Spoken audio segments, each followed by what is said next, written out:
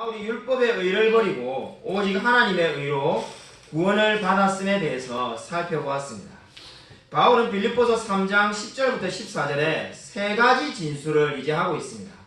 이제 우리가 하나님의 의를 얻었다면은 지금 어떻게 해야 되는가? 바울이 세 가지 진술을 하고 있는데 첫 번째 진술이 바로 12절에 바울이 잡힌 바 되었다라고 말을 하고 있습니다. 이 진술은 다르게 말한다면 고백이라고 말할 수도 있습니다. 바울의 첫 번째 고백이 바로 자신이 예수님께 잡힌 바 된 사람이라고 말을 합니다. 언제 바울이 예수님께 잡힌 바 되었습니까? 그것은 바로 다메섹의 도상에서 예수님께 사로잡혀서 이제 바울은 그리스도 안에 있다라고 지금 고백하고 있습니다. 장차 바울은 그리스도와 함께 영원히 살게 될 것입니다. 그는 율법의 일을 비롯한 다른 모든 것들을 버렸고 이제 예수 그리스도를 믿는 믿음을 소유하고 있습니다. 이 모든 것이 바로 바울이 예수님께 잡힌 바 되었다는 그 한마디에서 우리가 다 알 수가 있습니다.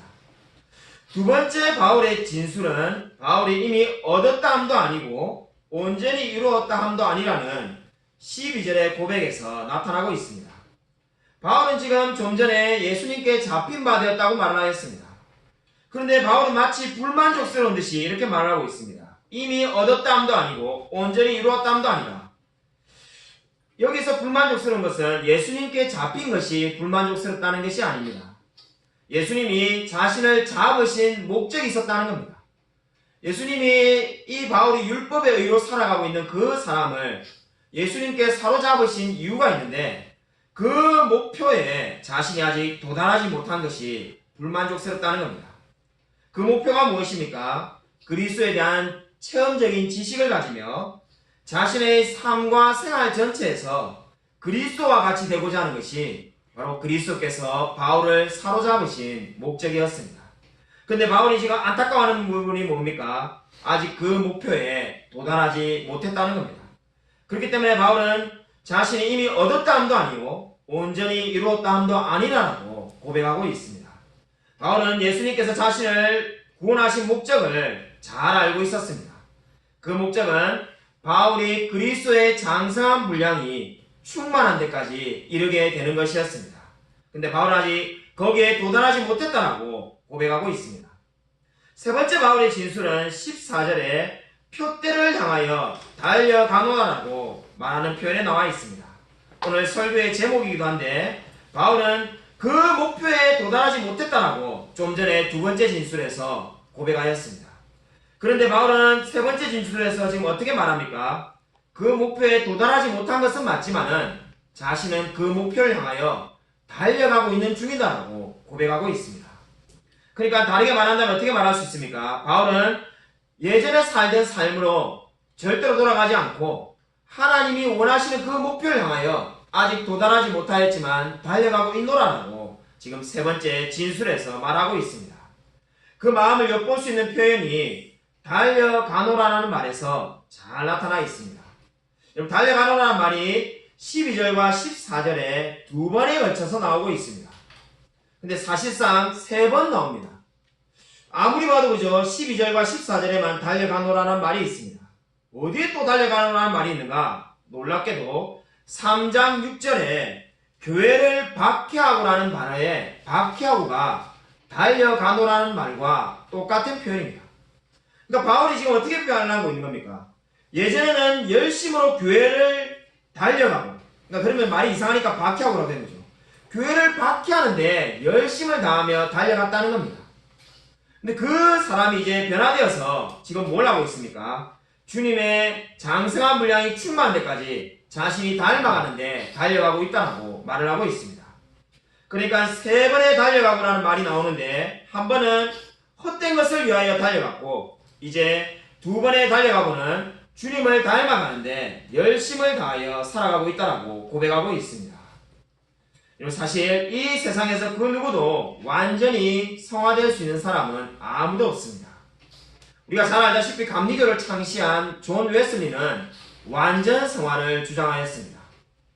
이 세상에서도 우리가 절대로 죄를 짓지 않고 완전히 성화될 수 있다고 주장하였습니다. 웨슬리 설교 전집을 제가 다 읽었는데 읽어보면은 정말로 눈물을 없이는 설교를 읽을 수가 없습니다. 얼마나 웨슬레가 그렇게 간절하게 주님을 닮고 싶어 하는지 그 설교에서 잘 나타나 있습니다. 그러한 점은 너무나 훌륭합니다. 그러나 그렇다고 해서 완전 성화라는 그 주장이 옳은 것은 아닙니다. 안타깝게도 웨슬레는 성경을 다 이해하지는 못하였습니다. 완전 성화로 볼 수 있는 듯한 구절이 오늘 15절에 나와 있습니다. 오늘 15절에 보면은 완전 성화가 될 수 있는 것처럼 오해할 수 있는 말씀이 있는데 15절에 온전히 이룬 자들이라는 말이 나옵니다. 이 말을 보면은 이 세상에서도 온전히 이룰 수 있는 것이 가능한 것이 아닌가 하는 생각이 들게 되어 있습니다. 분명히 여기서 이런 온전히 이룬 자는 천국에 가 있는 자가 아니라 이 세상에 저와 여러분같이 살고 있는 자입니다. 그러면 웨슬리의 말이 옳지 않은가? 그렇지가 않습니다. 우리 위대한 설교자 마틴 로이 존스 목사님이 잘 지적한 것처럼 여기서 온전히 이룬 자들이란 말은 절대적인 온전이 아니라 상대적인 온전을 뜻하기 때문입니다. 무슨 말입니까? 우리가 절대로적으로 죄를 짓지 않는 상태에 이르는 것이 아니라 이제 상대적으로 내가 2011년보다는 지금 2018년도에 더 거룩해져 있고 지난달보다 이번 달에 더 죄를 덜 짓고 그런 상대적인 거룩함을 여기 지금 온전이라고 이야기하고 있기 때문입니다. 그렇기 때문에 저와 여러분이 절대적으로 죄를 짓지 않는 완전 성화는 천국에 가야만 일어나는 겁니다. 여기서 지금 이 말씀은 저와 여러분이 무엇을 말하고 있습니까? 내가 이제 상대적으로 내 주위에 있는 사람보다는 좀 더 성화가 되었다라고 생각하는 자들도 어떻게 하라는 겁니까? 이만하면 됐다라고 끝내는 것이 아니라 16절에 말씀하는 것처럼 오직 우리가 어디까지 이르렀든지 그대로 행할 것이다. 이렇게 말을 하고 있습니다. 마치 지금 우리가 부산에서 서울을 간다면은 어떤 사람은 안양쯤 와 있고 어떤 사람은 여기 항남에 와 있고 어떤 사람은 저 밑에 대전에 와 있지만은 내가 분명히 안양에 있는 사람이 대전에 있는 사람보다 서울에 가까운 것은 사실이지만 도달하지 못한 것은 똑같기 때문에 그 서울에 가기 위해서 힘을 쓰며 애를 써라는 겁니다. 그것이 오늘 성경의 말씀을 이야기하고 있습니다. 한마디로 말해서 오늘 성경은 우리가 어느 정도 성화가 되었든지 간에 표대를 향하여 끊임없이 달려가라고 이야기하고 있습니다. 여러분은 여러분의 삶 가운데 이 바울과 같은 세 가지 고백이 있습니까? 나는 그리스도께 사로잡힌 자이며 아직까지 하나님을 온전히 닮지 못했지만은 그리스도를 닮아가기 위해서 모든 열심을 다하여 살아가고 있다라고 고백할 수 있습니까? 바로 이 세 가지 고백이 우리가 흔히 말하는 신앙생활, 믿음의 여정이라고 말할 수가 있습니다. 그리고 신앙생활 하면은 우리가 가장 먼저 떠오르는 사람이 아브라함인데 아브라함의 예를 한번 찾아보도록 하겠습니다. 창세기 12장 1절부터 9절입니다. 좀 길기 때문에 제가 한 절, 성도님들이 한 절 교독하도록 하겠습니다. 창세기 12장 1절부터 9절입니다. 구약성경 13면에 있습니다.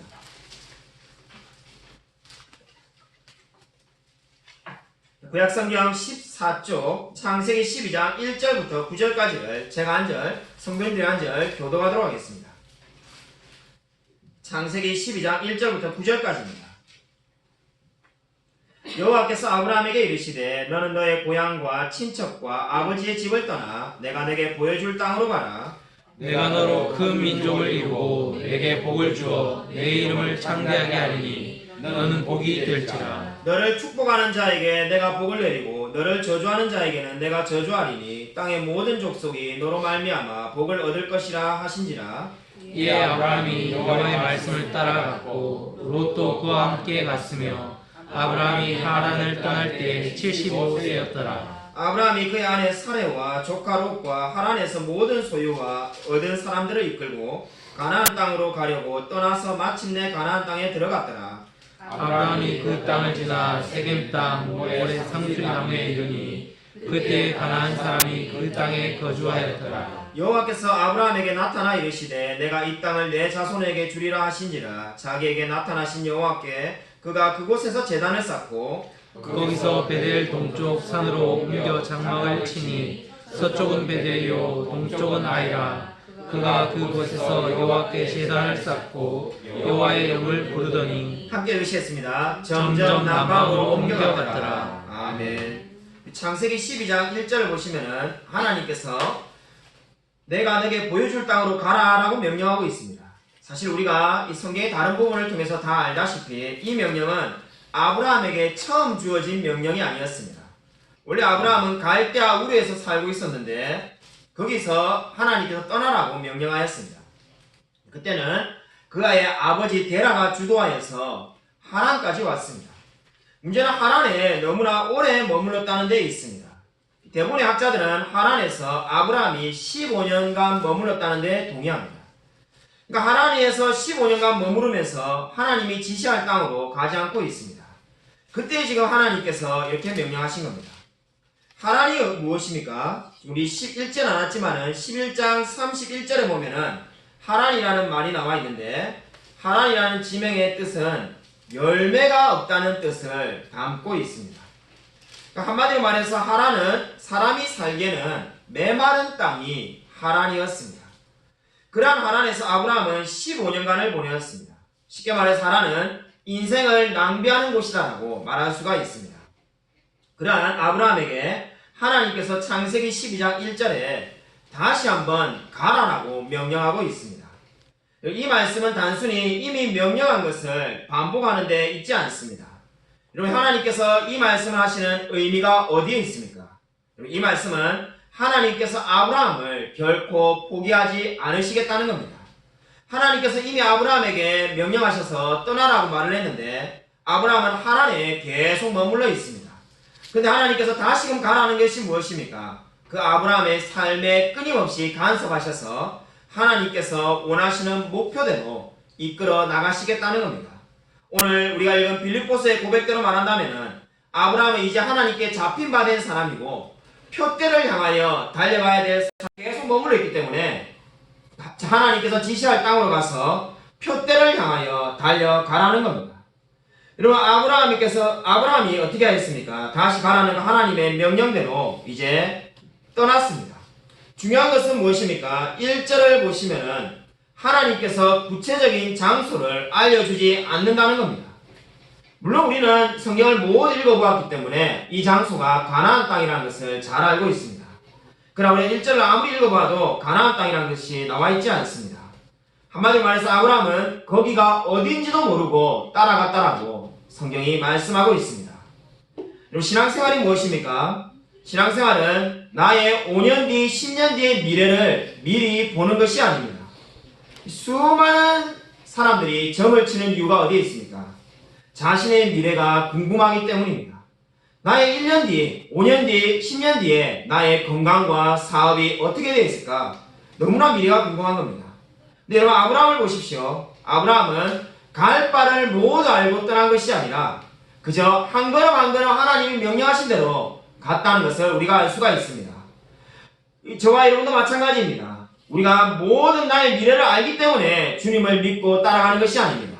신앙생활은 우리가 알지 못하는 그 모든 미래를 주님께 맡기며 매일매일을 주님을 의지하며 살아가는 것이 바로 신앙생활이라고 성경이 말씀하고 있습니다. 여러분, 5절을 한번 주목해 보시기 바랍니다. 우리 5절에 보시면은 주목해 봐야 될 단어가 떠나서 마침내라는 표현이 나옵니다. 떠났다는 말은 하나님의 말씀에 아브라함이 순종했다는 겁니다. 가라고 했는데 가지 않은 것이 아니라 이제 떠나서 하나님 말씀에 순종했다는 거죠. 그리고 마침내라는 표현이 나오는데 마침내는 바로 결국 하나님께서 원하시는 자리에 아브라함을 세우셨다는 뜻입니다. 아브라함은 다른 곳에 있었지만 마침내 하나님께서 아브라함을 통해서 원하시는 그 자리에 세우셨다라고 성경이 말씀하고 있습니다. 하나님께서 그렇게 가라고 명령하신 그 땅, 가나안 땅에 왔습니다. 거기에 무엇이 있었습니까? 빈 땅이 아니었습니다. 하나님이 가라고 하면 거기에 이제 좋은 일만 생길 것 같은데 그렇지 않았습니다. 그 땅에는 6절이 말하는 것처럼 가나안 사람이 머물러 있었습니다. 가나안 사람들이 뭐하는 사람인가? 6절에 보시면 뭐하는 사람인지를 알 수 있는 단어가 있습니다. 세겜 땅 모래 상수리 나무 이렇게 말을 하고 있습니다. 여러분, 세겜 땅은 지명이고 모래 상수리 나무는 지명이지만은 중요한 의미를 전달하고 있습니다. 모래라는 말은 예언자라는 뜻을 가지고 있습니다. 예언자 이렇게 말하면은 우리가 생각할 때는 선지자 엘리야, 엘리사 이런 사람 떠올릴 수 있는데 그런 의미가 아니라 쉽게 말하면은 무당이나 점쟁이를 이야기하는 겁니다. 그러니까 이 모래상수리 나무는 뭡니까? 예언하는 나무라는 뜻을 가지고 있는 겁니다. 그러니까 옛날에 사람들이 그 나무는 예언하는 나무라는 겁니다. 그 나무 앞에 가면은 나의 미래를 보여주고 예언하는 나무라고 생각했던 나무가 바로 모래상수리 나무입니다. 한마디로 말해서 우상을 섬기고 있는 나무가 바로 이 모래상수리 나무입니다.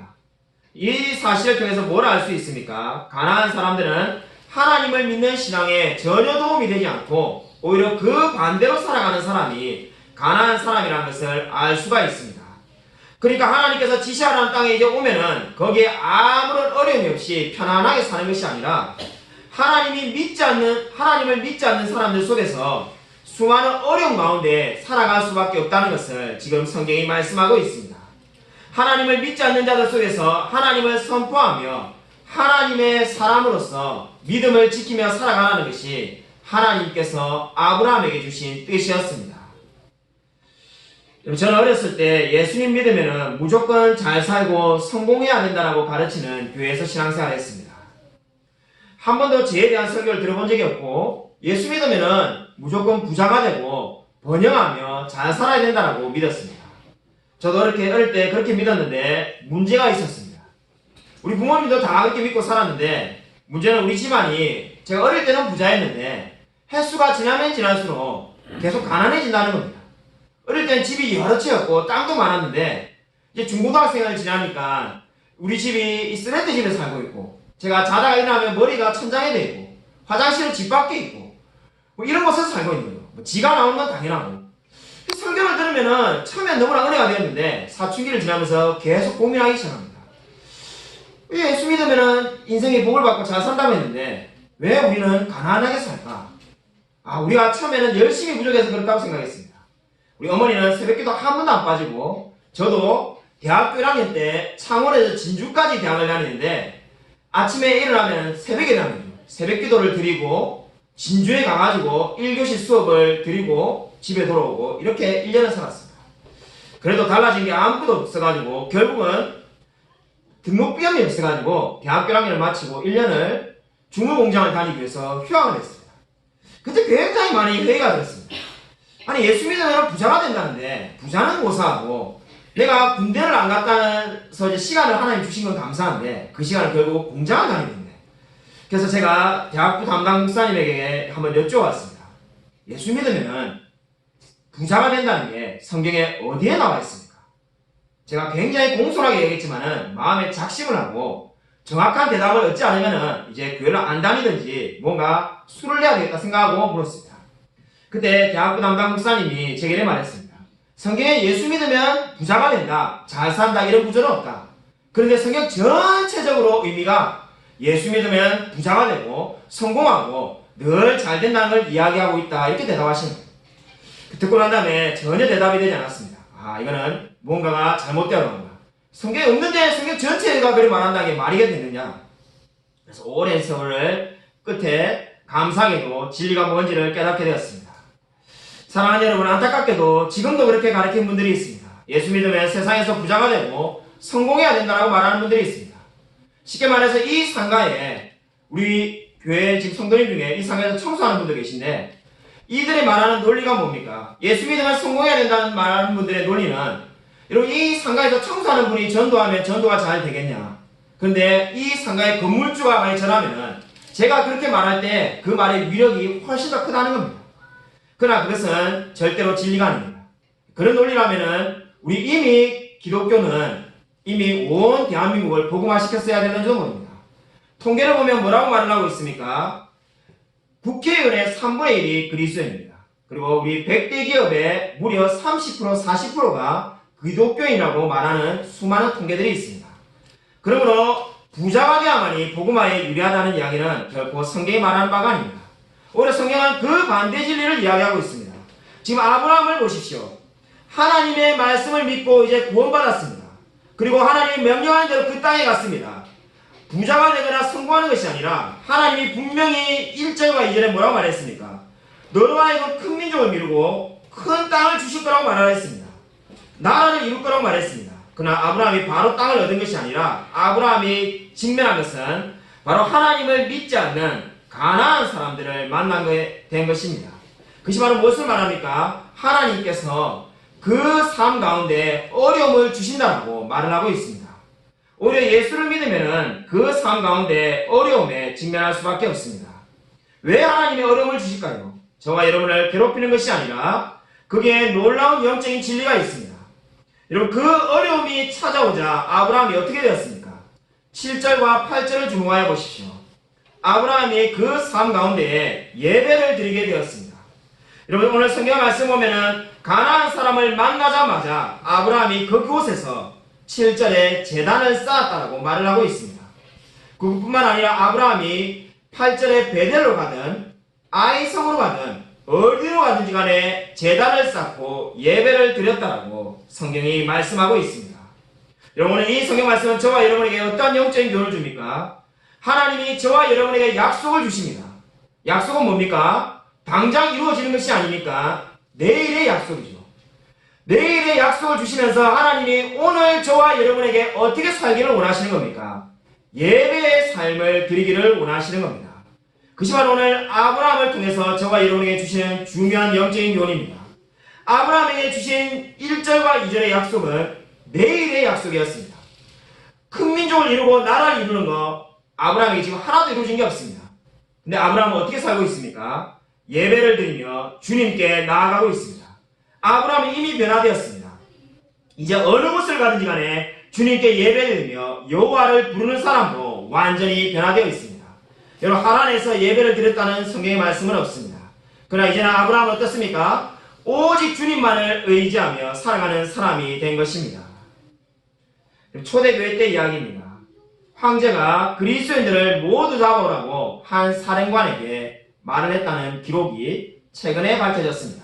최근에 문서가 밝혀졌는데 그 기록 속에 놀라운 이야기가 있습니다. 그 사령관이 그리스도인을 완전히 다 잡기 위해서 우리가 요즘 시대에 많이 하는 스파이 활동 같은 거를 그 사령관이 아이디어를 냈습니다. 부하 중에 몇 명을 그리스도인 것처럼 위장하여서 그리스도인 공동체에 들어가서 모든 정보를 알아내오랍니다. 어쩌다가 우리가 한두 명씩 잡고 끝낼 게 아니라 그냥 공동체 전체를 일망타진하자고 계획을 세웠습니다. 그 부하들이 보고한 내용이 지금까지 기록이 남아있습니다. 너무나 놀라운 것이 우리가 아는 수많은 그런 내용이 있습니다. 뭐 성찬을 떼고 음식을 나누고 서로 사랑하고 그러한 부분들 우리가 다 아는 내용이 있습니다.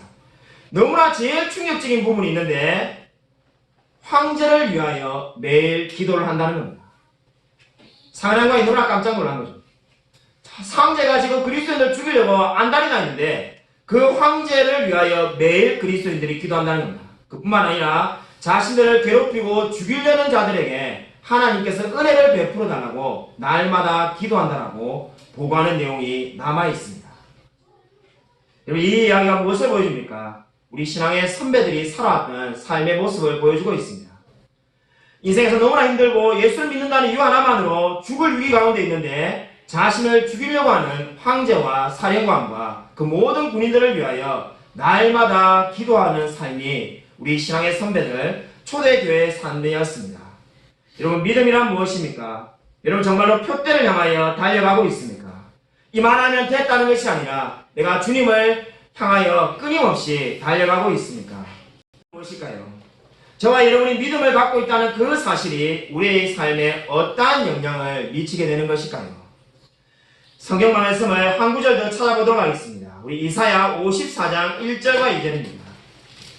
우리 믿음이 무엇인지를 알 수 있는 중요한 말씀이 있습니다. 말씀이 너무나 중요한데 실제로 잘 설교되어지지 않습니다. 성도님들도 잘 알지 못합니다. 우리 이사야 54장 설교 말씀을 잘 전하지 않는데 1절, 2절 한번 찾아보도록 하겠습니다. 구약성경 1034면에 있습니다. 구약성경 1034쪽 이사야 54장 1절과 2절입니다. 한 목소리로 같이 함께 읽겠습니다. 시작. 잉태하지 못하며 출산하지 못한 너는 노래할지어다. 상고를 겪지 못한 너는 외쳐 노래할지어다. 이는 홀로 된 여인의 자식이 남편 있는 자의 자식보다 많음이라. 여호와께서 말씀하시니라. 내 장막터를 넓히며 내 처소의장을 아끼지 말고 너를 펴되 너의 줄을 길게 하며 너의 말뚝을 견고히 할지어다. 아멘. 오늘 성경이 어떻게 말을 하고 있습니까? 출산하지 못하는 자에게 노래를 하라고 말을 하고 있습니다. 아니 왜 출산을 못해서 지금 괴로운데 노래를 하라는 겁니까? 하나님께서 원하는 출산을 허락해 줄 테니까 기쁨의 찬양을 불러라는 겁니다. 그런데 2절을 보십시오. 장막틀을 넓히라고 말씀하고 있습니다. 왜 장막틀을 넓히는 겁니까? 장막틀은 바로 삶의 터전인데 인구가 많아질 때 장막틀을 넓히는 겁니다. 다르게 말한다면 가족이 많아질 때 장막틀을 넓힐 수밖에 없는 겁니다. 근데 왜 여인에게 이 명령을 하고 있을까요? 1절과 2절을 가만히 읽어보면 여인에게 이 명령을 하고 있습니다. 남자들은 뭐하고 여자들에게 장막틀을 넓히라고 명령하고 있는가? 이런 생각이 우리가 들 수밖에 없습니다. 근데 고대 근동의 풍습을 보면은 온 가족이 거주할 장막은 놀랍게도 여자가 만들었다고 합니다. 이 여성 펌화 시대인지 어떻게 그렇게 할 수 있나 이런 생각이 우리 시대에 드는데 근데 분명한 거는 당시엔 그렇게 했다고 합니다. 그러니까 우리는 지금 이 말씀을 듣는 우리 현대 여성분들은 너무나 불편하지만은 여자가 그 힘든 장막틀을 넓히러 다니냐라는 생각이 들지만 그 시대는 그게 아무런 문제가 되지 않았다고 합니다. 우리가 생각과는 다르게 이 명령을 듣는 여자들은 지금 괴로워한 것이 아니라 오히려 기뻐하고 있었다라고 성경이 말을 합니다. 왜 기뻐합니까? 출산을 하나님께서 허락해 준다고 말씀하고 있지 않습니까? 당연히 자식이 늘어나면 장막을 넓혀야 되지 않겠습니까? 그러니까 지금 기쁨의 노래를 부른다고 말을 하고 있습니다. 근데 여기에 중요한 영적인 진리가 있습니다. 여기에 중요한 영적인 진리가 무엇을 말을 하고 있습니까? 이미 출산했기 때문에 장막을 넓히는 것이 아니라는 겁니다. 이미 출산이 되어가지고 지금 장막을 넓히는 것이 아니라 그 약속은 내일의 약속입니다. 마치 아브라함에게 너로 하여금 큰 민족을 이루게 하겠다는 그 약속처럼 이 약속은 지금 이루어진 게 아닙니다. 그런데 지금 장막을 언제 넓히고 있습니까? 오늘 장막을 넓히고 있습니다. 이것이 바로 중요한 믿음의 원리입니다. 한마디로 말해서 지금 이 사람들은 어떻게 하는 겁니까? 하나님이 그 약속을 이루어 주실 줄 믿고 지금 오늘 장막을 넓히고 있는 것입니다. 마치 아브라함으로 말하면은 하나님께서 큰 민족을 이루어 주실 거라는 것을 믿고 가나안 땅에서 치열하게 예배를 드리며 삶을 사는 것처럼 하나님께서 출산의 은혜를 주시리라고 믿고 장막틀을 넓히고 있습니다. 여러분 오늘 이 위대한 진리를 잘 기억하시기 바랍니다. 진정한 믿음은 무엇입니까? 모든 일이 다 이루어지고 난 다음에 감사하는 것이 진정한 믿음이 아닙니다. 여러분 언제 감사하는 것이 진정한 믿음입니까? 하나님이 저와 여러분에게 약속을 주실 때 감사하는 것이 진정한 믿음입니다. 제가 목회를 하면서 이러한 분들을 몇 번 만나보았습니다. 저는 그 정도 수준은 안 되고 제가 목회하면서 어느 분들이 이미 사업이 성공한 것이 아닌데 아니면 또 이미 이루어지지 않았는데 감사하고 하는 분들을 보았습니다. 자식이 대학에 가지도 않았는데 감사하는 분들을 보았습니다. 제가 그때마다 늘 물었죠. 도대체 어떻게 그렇게 가능합니까? 하니까 그분들이 늘 하는 말씀이 하나님이 이루어 주실 거라는 걸 믿고 나아간다는 겁니다. 자, 그때는 그 말이 뭔지 잘 이해를 못했습니다. 무슨 믿음이 저런 믿음인가? 제가 보기에는 하나님이 이용하는 게 아닌가? 하나님이 협박하는 거 아니야? 하나님 안 들어주면 뭐 어떻게 하겠다는 건가? 이런 생각이 들었습니다. 근데 그것이 아니라는 것을 제가 개척을 하고 깨달았습니다. 자, 지금 이 말씀을 개척했을 때 중국 심천에 2년 반 전에 갔을 때 이사야서를 해달라 해가지고 준비할 때 깨달았는데 그때 제 모습을 보면서 제가 크게 은혜를 받았습니다. 여러분 여러분이 다 알다시피 개척할 때 제일 괴로웠던 것이 우리 가족끼리 예배 드린 것이었습니다. 그것이 싫어가지고 이 인테리어 하거나 준비하는 기간에 제보고 설교하는 교회가 있으면 그 교회 가서 예배드리고 그것이 없을 때는 다른 교회 가서 예배드리고 어떻게 하면 우리 가족끼리 예배를 안 드리려고 했습니다. 근데 안 드리려고 막 하는데 이제 결국은 어떻게 됩니까? 불러주는 데가 없으니까 이제 다가오는 주일날 우리 가족끼리 여기서 예배를 드려야 되는 거죠. 이런 강대상에 이런 게 아무것도 없고 여기 건물만 빌려가지고 이제 라면 박스 깔고 예배 드린다 생각하니까 가슴이 너무 아프답니다. 그날 밤에 잠이 오지가 않아 가지고 토요일날 그 다음날 주일날 새벽 2시에 와가지고 여기 강대상에서 이 아무것도 없는데 강대상만 있고 이런 강대상이 없는데 이런 장소만 있는데 제가 여기서 막 울면서 기도했어요. 울면서 기도하는데 하나님이 얼마나 크게 은혜 주시는지 마음에 확신이 든다고요. 절대로 너희 가정끼리만 예배드릴 날이 없을 거다. 그런 마음에 확신이 들었습니다. 자, 정말 천국에 와 있다는 생각이 들었습니다. 여기까지만 이야기하겠습니다. 더 많이 이야기하면은 우리 목사님이 개혁주의자들한테 신비주의자인가 뭐 이러실 것 같아서 여기까지만 하겠습니다. 중요한 건 뭡니까? 제가 너무 은혜를 받고 확신이 들었습니다. 그날 아침에 너무나 행복했습니다. 천국에 와 있는 것 같았죠. 근데 막상 라면 박스를 깔고 예배를 드리고 나니까 진짜 우울증이 올 것처럼 만사가 싫고 괴롭고 너무나 힘들었습니다. 근데 제가 힘들어가지고 늘 낙심에 살았는데 중국 심천에 가기 위해서 이 말씀을 읽다가 제가 무너졌습니다. 왜냐하면 읽고 있는데 이 여인들보다 내 믿음이 못하다는 생각이 들었기 때문입니다. 왜 그렇습니까? 그때 이미 돌이켜보니까 어떻습니까? 제가 심천에 개척하고 3개월 됐을 때 갔었는데 이미 그때 여러 가정이 있었습니다. 돌이켜보니까 이 말씀을 읽으면서 하나님께서 약속하신 것이 다 맞구나라는 생각을 가지게 되었습니다. 너희 가정끼리만 예배드릴 날이 없을 거라고 했는데 실제로 라면 박스 깔고 예배드린 것은 딱 한 주밖에 되지 않습니다. 근데 그걸 미리 알았다면 절대로 괴로워하지 않았겠죠. 그걸 모르니까는 이 일이 언제 끝나는가, 언제 끝나겠나, 한 1년 이렇게 라면 박스 깔고 예배드린가? 그럼 어떻게 하지? 힘들었지만은 돌이켜보면은 하나님이 약속한 것이 다 옳았습니다. 그러니까 무엇입니까? 나는 왜 그때 감사하지 못했을까? 저도 나중에 우리 한 가지 늘 때마다 감사했습니다. 근데 돌이켜보면은 믿음이란 뭡니까? 이루어지기 전에 이미 약속을 받고 난 다음에 감사하며 살아가는 것이 믿음입니다. 오늘 성경이 저와 여러분에게 그것을 요구하고 있습니다. 아브라함의 이야기와 이 이사야서의 말씀이 공통적으로 무엇을 말하고 있습니까? 약속을 받고 난 다음에 이미 마음에 감사하며 그 삶이 변화되는 것입니다.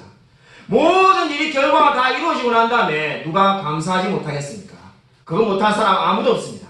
그러나 하나님이 저와 여러분에게 믿음을 요구하시는 것이 무엇입니까? 무엇단 믿음을 요구하십니까?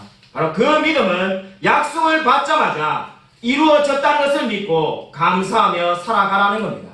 그것이 저와 여러분에게 하나님이 요구하시는 믿음입니다. 사랑하는 여러분, 믿음이 무엇입니까?